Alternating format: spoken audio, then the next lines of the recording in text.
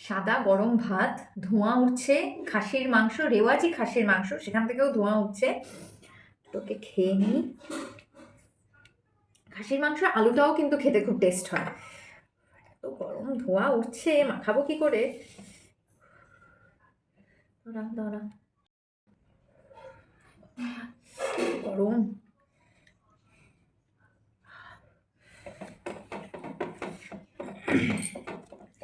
আলুটা মাখিয়ে উঠতে পারিনি, এত গরম।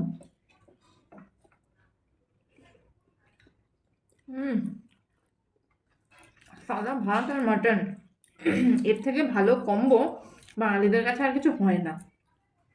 মাংসটাও খুব নরম হয়েছে, কিন্তু গরমের জন্য আমি ছাড়াতে পারছি না।